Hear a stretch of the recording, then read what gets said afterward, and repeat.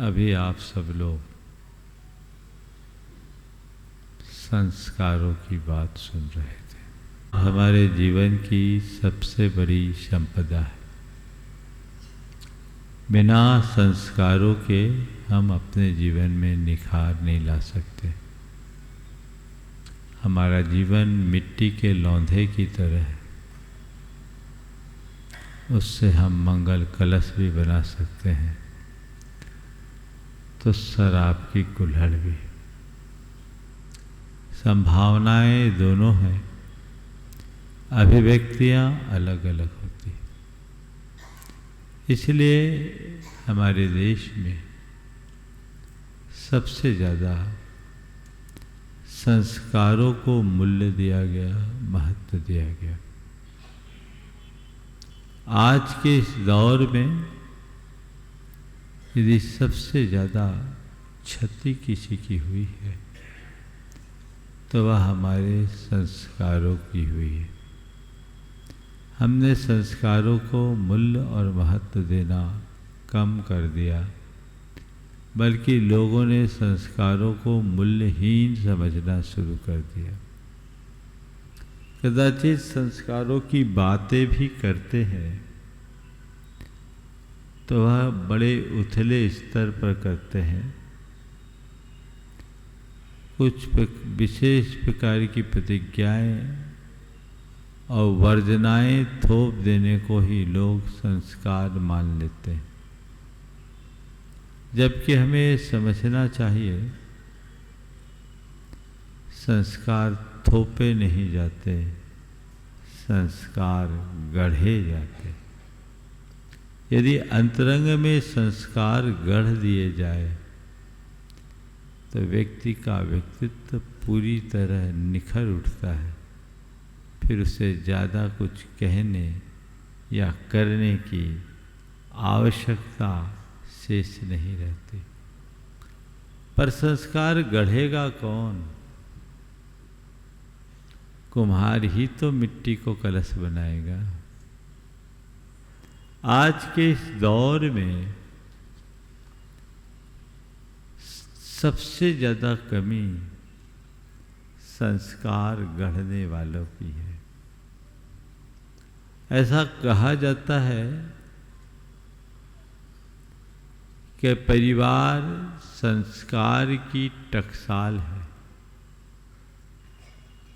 और माँ बाप उसके शिल्पी। पर आजकल जो ये टकसाल है, इसका स्वरूप बदल गया। घर परिवार से ही संस्कारों का उन्मूलन शुरू हो गया। बच्चों की परवरिश में ही संस्कारों की उपेक्षा शुरू हो गई। तो जिसका निर्माण ही गलत तरीके से होगा, उसका भला उत्थान कैसे होगा? आप लोग ये कहते हो कि बच्चे बिगड़ रहे हैं। मैं हमेशा इस विषय में कहता हूँ, बच्चे बिगड़ रहे हैं, आप कहाँ हो? आप तो अपनी सोचो। आपकी स्थिति क्या है ये भी तो देखो। अपने आप को संभालिए। बच्चे बिगड़ रहे हैं तो आप बच्चों को संभालने के लिए कितना प्रयत्न करते हैं? बच्चों के संस्कारों के प्रति आप कितना दृढ़ हैं? आप बच्चों के संस्कारों के प्रति जागरूक हैं? एक जमाना था जब माँ बाप अपने बच्चों के संस्कारों के प्रति बहुत दृढ़ रहा करते थे। और आज एक जमाना है कि बातें भले संस्कारों की जाती है, पर काम सब बिगाड़ने के होते हैं।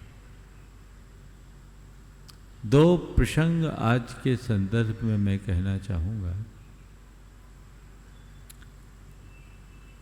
एक व्यक्ति के घर मकान मालिक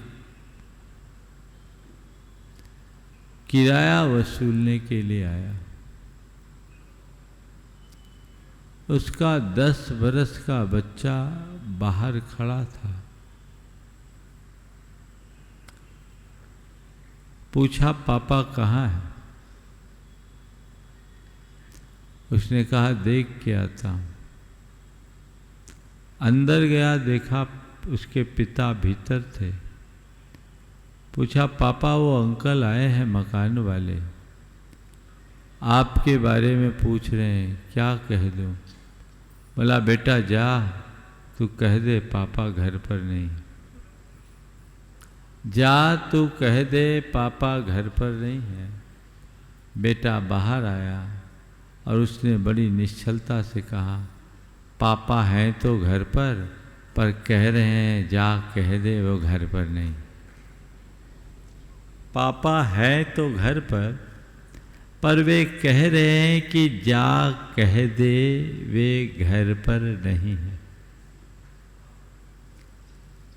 अब क्या होगा? भेद खुल गया। बाप ने कहा, बेटा तूने मुझे झूठा बना दिया। क्या कहा? बेटा तूने मुझे झूठा बना दिया। मैं आपसे सवाल कहता हूं, बाप ने बेटे को झूठा बनाया या बेटे ने बाप को झूठा बनाया? किसने बनाया? हाँ? अब आप बोलो, आप कर क्या रहे हैं? और एक दूसरा प्रसंग, एक परिवार ट्रेन में यात्रा कर रहा था। उनके साथ उनका 4 साल का एक बच्चा भी था। भूलवश वो उस बच्चे की आधी टिकट नहीं बना पाए।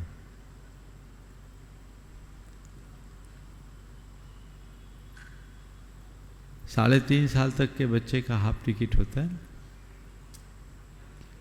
टीसी आया, चेक किया, उन्होंने कहा कि नहीं, हमसे एक चूक हो गई, हमने बच्चे की हाफ टिकट बनाई है पर ये बच्चा 4 साल का हो गया है, आप पेनाल्टी सहित इसकी टिकट बना दें। हमने बच्चे की हाफ टिकट बनाई है, ये 4 साल का हो गया, आप पेनाल्टी सहित इसकी टिकट बना दीजिए। टीसी को बड़ा आश्चर्य हुआ, बोले कौन जान पाएगा बच्चा 3.5 साल का है कि 4 साल का, आप तो चलने दीजिए। उसने कहा, और कोई जाने या न जाने पर मेरा बच्चा जान जाएगा कि थोड़े पैसे बचाने के लिए मेरे पिता ने झूठ बोला। अब देखिए, आपके घर परिवार में आपने कैसा एटमॉस्फेयर क्रिएट किया है। संस्कार संस्कार संस्कार की बात करने से संस्कार प्रकट नहीं होंगे। अपने चरित्र में संस्कार उपस्थित करने से सर्वत्र संस्कार का प्रकाश फैलेगा। वो हमारे चरित्र में घटना चाहिए, वो हमारे व्यवहार में घटना चाहिए, तब कहीं जाकर संस्कारों का कोई अर्थ और लाभ होगा। अपने मन से पूछो, क्या ऐसी कोई व्यवस्था आपने बना के रखी है? ऐसी कोई व्यवस्था मजबूत बना दीजिए। अगर बुनियाद मजबूत हो तो उस भवन को बड़े बड़े भूकंप भी हिला नहीं पाते, और जिसकी बुनियाद कच्ची हो वो हल्के से आघात से भी धराशायी हो जाता है। आज इमारतें ऊंची बन रही है पर बुनियाद कच्ची है। हल्के से आघात से भर भरा के ढह रही है। बाद में रोते हैं, हाय मेरा भविष्य बिगड़ गया। अरे भाई, भविष्य बिगड़ गया ऐसा रोना रोने से क्या लाभ। भविष्य बनाने का अगर ठोस प्रयास तुमने किया होता तो आज रोने की स्थिति नहीं बनती। तो हमें चाहिए कि हम संस्कारों को ठीक रीति से अपनाएं। धर्म, नैतिकता, प्रामाणिकता, सदाचार के साथ कुलाचार के प्रति दृढ़ता रखें। अपने धार्मिक, सामाजिक संस्कारों और सरोकारों का प्रवाह आगे बढ़ाएं। परंपरा तभी आगे बढ़ेगी। पहले भरा पूरा परिवार होता था, कोई तीज त्योहार होता था, घर में दादियाँ होती थी, वो बच्चों से कहती थी, बेटे आज ये त्योहार है, आज ये परंपरा है, तू मंदिर जा, आज अपने को ये काम करना है, चल मैं तेरे साथ चलती हूँ।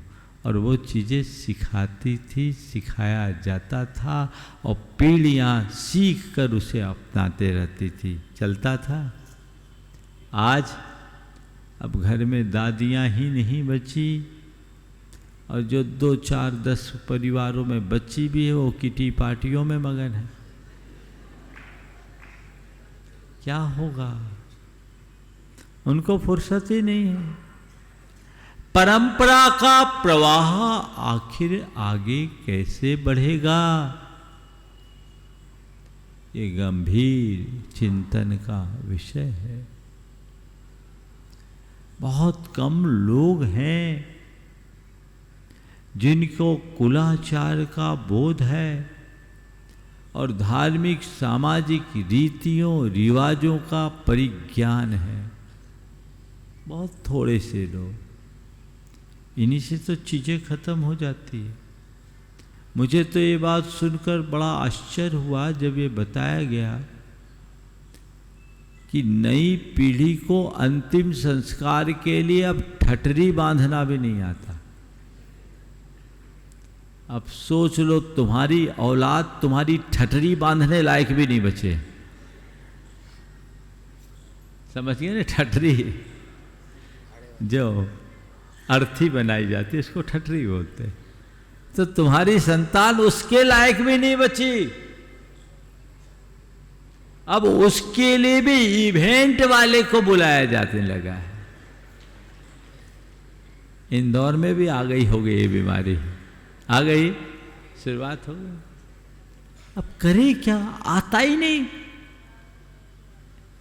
पहले प्रेम, परस्परता, आत्मीयता, बंधुत्व और सहजीवन जैसे मूल्य हमारे रगों में घुले थे।